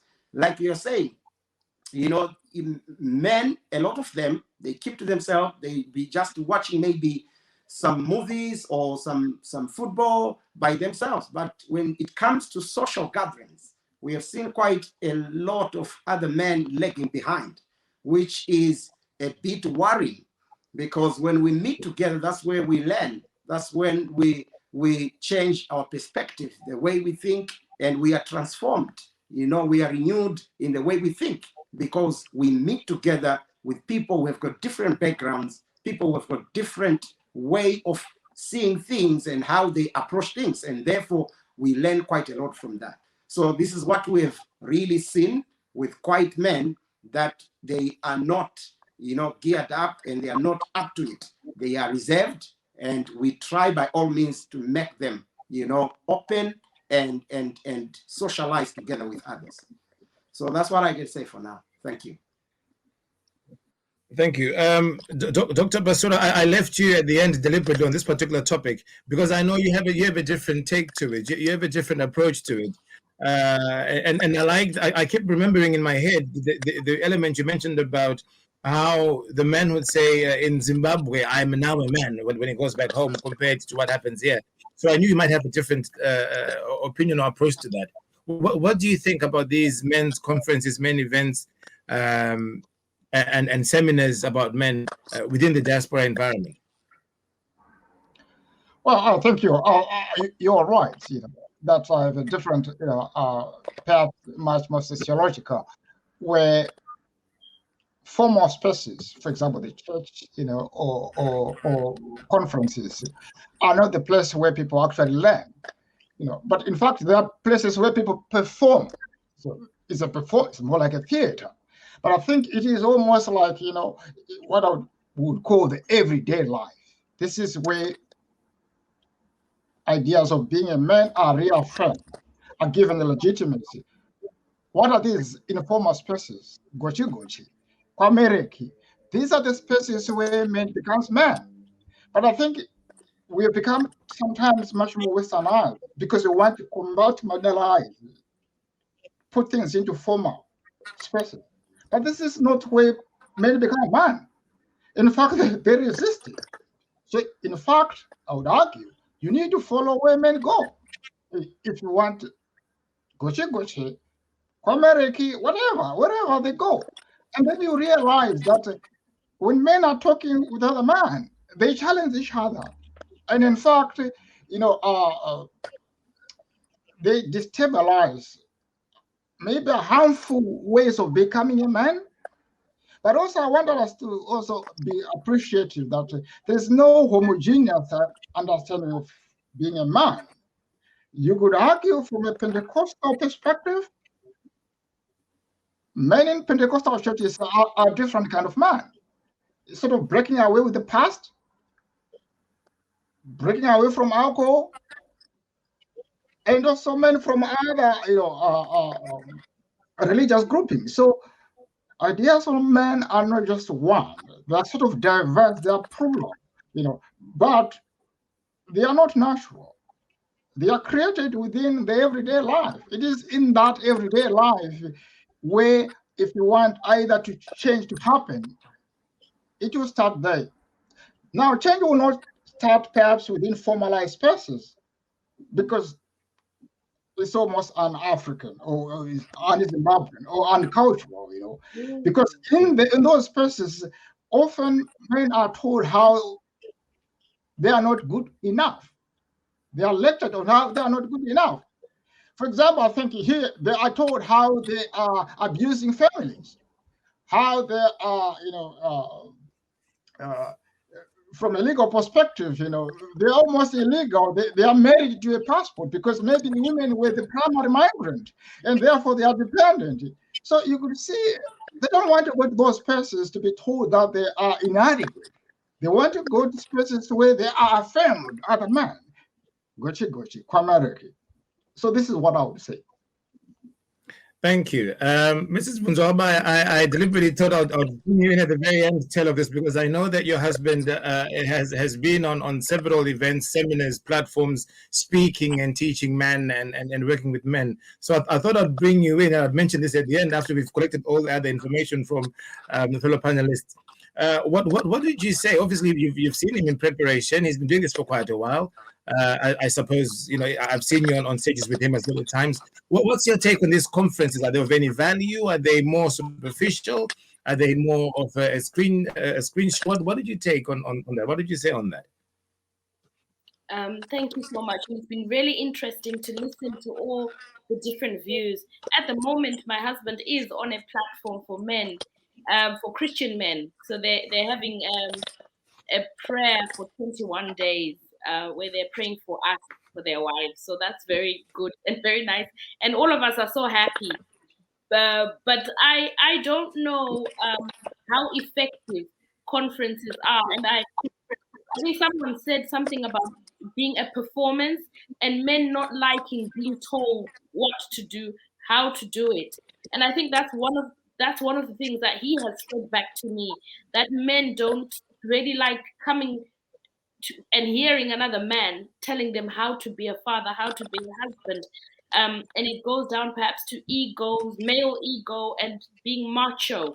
So for men, it's not something that they find very useful, or where they don't really engage as much as women. And the Reverend said something about men being, they internalize their emotions. So even at the conferences, it can appear to be quite superficial, whereas with women, we're able to make more of an impact, and because we are open and we talk and we share quite freely.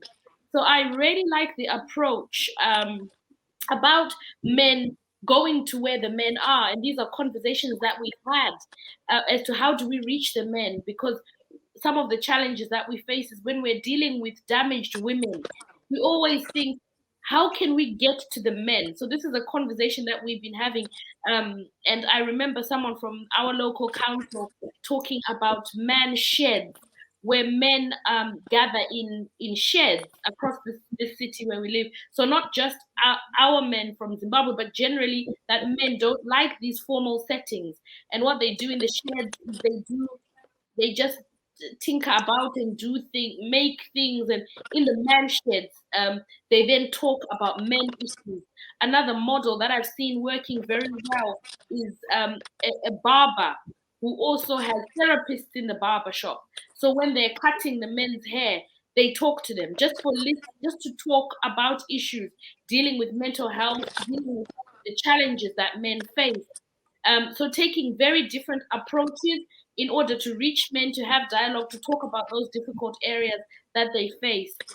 So I agree that with men, there needs to be innovation. There needs to be perhaps a different approach.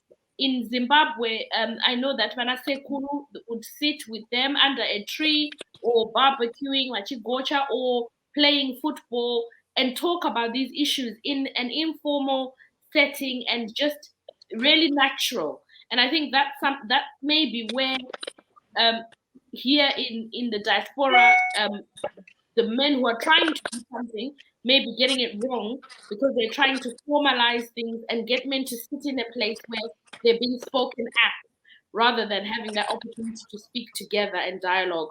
So this has been really useful in hearing that. And I think everyone who has spoken is right, that there may be a need to do things differently, to go where the men are, to engage with people like Jab Pressure. Whenever Jab Pressure used to come here, there are many men who are there. And I remember thinking, how can we get access to all of these men to support and help them? And so it may be using other innovative, different ways to be able to support men. Thank you for that. The comment section is quite interesting. It's quite exciting. I'm sure the panel behind are taking all notes of the comments there, and they will be used in reflection of other similar platforms we'll have like this. This event, of course, is sponsored by diasporainsurance.com, and I'm sure they were listening very, very carefully about the different kinds of events we can have as well going forward, where we can sort of engage people of similar minds and see how far we can go. And of course, we'll have other discussions that we'll have. Today, we're focusing on just men because it's Men's Day, and we're trying to unpack further challenges, particularly here within the diaspora. I'm also aware of the time. Some of you have been here for quite a while, but I'm sure you're still here because you're enjoying the conversation. So I want to ask one more question to Mrs. Mbonzwabaya particularly, and then I'll spread to my colleagues as well. Coming back to reality, coming back to the immediate, faced with the menace of COVID-19, globally, governments have responded with a series of stringent lockdowns and restrictions. How do you think lockdown has impacted fathers' relationships with their children and with their wives? So I've got both wives and children in this instance. Yeah, thank you for that question. It's been a very difficult time for everyone. I believe the last 18 months have been extremely challenging for all of us and for families, for fathers and mothers, for fathers because it's Father's Day. It has been a challenging time in terms of the change in parenting. The children have stayed at home for a large portion of 2020, and parents had to navigate working from home. Some parents were working from home, homeschooling as well, and that has brought a positive in some families, in that fathers have been able to spend more time with their children. For those who live together with their children, they've been able to see them every day and to have really positive times with them. In some families, it's caused additional stresses because of financial stress, with people being laid off, people who work 0 hours, not being able to get shifts, and some people have been furloughed. So fathers have been affected in many different ways financially for some, and this obviously has had an impact on the resources in the home, which causes more tension and more stress. Some families have had increased tension in the home because of underlying issues which have come to the fore right in lockdown, because it was like a pressure cooker for some families, being together 24/7 with no outlets, nowhere to go and gocha in the summer. No, women were not going to church. No one was going out of the home. So the home became, for some families, a pressure cooker and a place of conflict. In our organization where we work, we've had a massive increase in cases of domestic violence, in cases of, and across the whole country, there's been an increase in cases of domestic violence in the home due to the pressure, financial, emotional, physical, mental stress that people went through in lockdown. And men and fathers were not spared from this. They were at the brunt of it in some instances. We've seen a large increase as well in divorces and marital breakdowns caused by the pressures that people had to experience during the lockdown. Another area where fathers have experienced trauma has been the death of their wives. In our Zimbabwean community, there are women who work as frontline workers, and we know that many lost their lives during the COVID pandemic, and this has left fathers being single parents and being widowers due to the pandemic, and this has caused a lot of complex grief and unresolved issues among our community.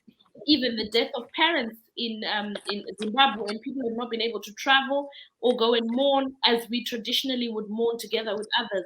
And this has left new and different types of mental health problems, anxiety, complex grief. Alcohol consumption has increased as well, and there are more alcoholics, not just in our community, but in the nation as a whole, in the world, due to the pressures of COVID-19. So it's been a time of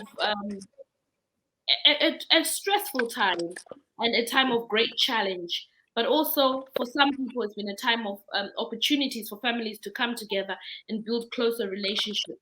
But overall, I believe that the pressures far outweigh the benefits that were there during lockdown and COVID-19. And I trust that there is a lot of ongoing research about how to support people to come out of this, and for fathers who have been affected in so many different ways, to be able to give them support to build them back up post-COVID. I lost my wife to the COVID-19 pandemic. It's a very difficult time for me, the children, family, and friends, and it's time for us to celebrate my wife's life. I just felt compelled to do this quick, heartfelt thank you message to the Diaspora insurance team. They have been exceptionally supportive and helpful. They treated us as a family, not clients. The policy was settled within 4 working hours of us providing requisite documents. In the current global lockdown, having a flexible cash-based policy has allowed us a lot of options as we prepare to give my wife a dignified send-off she deserves. Thank you again, Diaspora.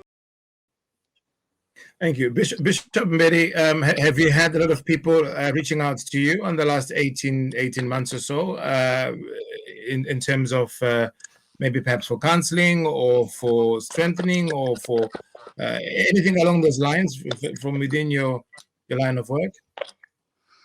Yeah. That's correct, Mr. Sox, because what has been happening is, truly speaking, there's been a lot of challenges during this time of lockdown and restrictions. And because of that, many have been reaching out, because there were quite a number of our members who have contracted this virus. And now they were also wanting counseling and prayers. And still others, they are consulting regarding the vaccines, whether they should take up the vaccines or not, which is, another area that is gray in terms of our BAM society. But basically, we have quite a number of people who have been coming forth, and we have been just praying for them over the phone. So we were not meeting physically even up to now. We haven't met here in Leicester. It's quite a challenge from the onset, because there was a localized restriction, localized lockdown in Leicester, and up to now we haven't met, as a church. So we have quite a number of people from other regions who have been calling in the Christian environment, where they wanted help, support, and others, they wanted food, really. So we had to make sure that we would send people with food, just put food by their doorstep, and they would just open their doors and have food. So it has been like a roller coaster, really, in terms of how things have been unfolding during this COVID restriction. Some also, they've seen it, as an advantage, because it brought families together, and more people have more time to pray, and families are united, are coming together and stuff like that. But there are pros and cons really pertaining to that. But basically, this is what we have encountered in our ministry. Thank you very much. Thank you. I'll take the last, on this particular topic, of course, the last conversation from Professor Mugwagwa. Again, from an academic sort of point of view, and tinkering on the element of technology. Would you say, I don't know if there is a study or not, maybe it might be too early to talk about that. Would you say that there's been perhaps a benefit of use of technology, or maybe it has actually made it worse in terms of fathers in communicating with their children or wives or families over this last period? I don't know if there's any statistic to back it up or anything along those lines, maybe? Thank you very much for that question. Maybe start by saying the pandemic has indeed caused untold suffering, and my thoughts are with everyone who is recovering from losses and any form of trauma caused by the pandemic. It's been a terrible time for everyone, really. And I think just reflecting as fathers, before I go to your question, I think for me, this actually raises the bar for any father out there that if it is within your control to make your home a happy and safe place, then let's do that. Because this is what the pandemic has revealed, that home is the place to be. If we can make our homes happy and safe, let's do that. And in terms of what technology has done, I think, yeah, definitely. I mean, there will be two sides to the debate, but we have seen technologies coming in really very handy in terms of keeping families connected where people couldn't visit each other. Just checking on each other, provisions coming in through technologies, people, ordering groceries and supplies, through the use of technology. So technologies have really been quite handy. And I think this just reflects what a technology is all about. Ultimately, it's a tool, and how it's used, it's about in whose hands it is. At the same time as well, while all the good uses of technology are happening, we are also seeing the rise of cybersecurity issues, cyber threats, people getting their accounts hacked into, different messages coming through on deliveries and stuff like that. So there's a lot that has been happening, but I mean, through and through, I can't even begin to imagine how people would have gone through this pandemic or gotten to where we are now if we didn't have technologies and the different applications around communication, around financial transactions, even insurance products. So technology has really risen and become quite useful in this particular time. And I mean, we can only hope that all the good uses of technology will continue, and that as fathers, we can also learn individually and collectively on how these technologies can actually strengthen our roles as fathers in our households and also in the wider community where we are. Thank you. Perhaps a discussion on the use of technology benefits and or loss of within the family unit to be a discussion of another day as well. I'm going to ask us. I'm going to go to each one of us to give us what I might want to call closing remarks. So I'm going to start by asking Professor Mugwagwa, you've just spoken last. I'm going to ask you to give us your last comments, as it were, on today's topic. Thank you very much, Mr. Sox. It's been a very fascinating and enlightening conversation, and one of many, I'm sure, that will come. I want to end on a positive note, really, to say there is no existential threat to fatherhood. Fathers will continue to reinvent themselves and rise to challenges, but we need the cooperation of our partners in this journey. After all, the ground is shifting for everyone. We talked earlier on about the ground shifting for fathers, but it's actually shifting for everyone because there are no unaffected bystanders in this. We are all poorer if we don't work together. Thank you very much. Thank you very much for that. Can I ask Bishop Mberi to give us your closing? Thank you. Thank you very much, Mr. Sox. It has been wonderful to be with you today. What I can only say in closing is that it is very important as fathers to uphold principles, to uphold biblical values. Let's go back to the Bible. If we have moved away from that, it's very important that we have to revisit that area again so that we are guided, we are led by God's word. So values and principles are very important in a family setting where we still know that God still loves us as fathers, and he has better plans and he has better destinies for us, and he still loves us no matter what. So let's uphold this important value and know that we are special, we are important in every setting, no matter the circumstances that we face. So thank you very much. It has been wonderful to be with you. Thank you. Thank you. Dr. Pasura, could I invite your concluding remarks? Yeah, my last comment is on the respectable masculinity, that I've referred to, and the hope is that obviously I think once the diaspora return, that the changes in gender relations might filter back or might be practiced back home as well, not just within the diaspora context. Thank you for that. And Mrs. Vunzawabaya, may I ask for your also concluding remarks? Thank you very much, Mr. Soko, and thank you to Jeff Madzingo. Thank you for this great platform, and to everyone who's been listening today. Thank you very much. I just want to wish fathers a happy Father's Day. And I just want to say on behalf of mothers, on behalf of children, we appreciate you so much. And I want to say thank you to all the fathers who are present, who are trying, who are making a difference in their children's lives. We value you and we appreciate you so much. Those fathers who are not or who are unable to, I want to encourage you to realize your importance and to make whatever steps you need to do to be present in your children's lives. Thank you and happy Father's Day. Thank you and happy Father's Day. Thank you very much. Can I invite Mr. Madzingo to give us your closing remarks, if you may, please? Yeah.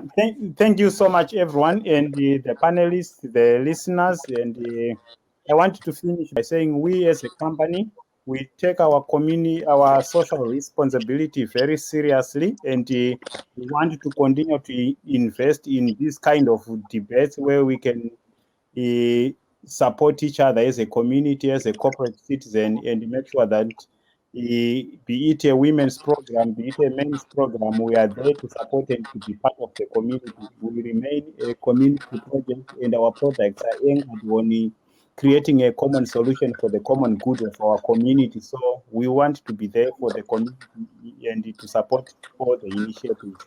So always call on us when these programs where we can engage as a community need support. We are here to support. Thank you. Thank you very much. If you want to know more about similar programs that we'll be hosting, please do subscribe to the Diaspora Insurance page on Facebook, on YouTube as well, or on our website, diasporainsurance.com. So I did not say Happy Father's Day at the beginning of the program deliberately. I was waiting to say it at the very end. To all the fathers that have watched this particular program, thank you. Happy Father's Day. Now, you might have friends who haven't watched it yet. Please do tell them about this event, this program. Share the link. Let them watch it as well. Happy Father's Day to all the fathers. And also to all the mothers that have been playing the role of a father. Thank you so much, and happy Parents' Day to you. My name is Soko. I've been the host for this event. It's Diaspora Families Unpacking Fathers' Challenges within the UK and in the diaspora at large.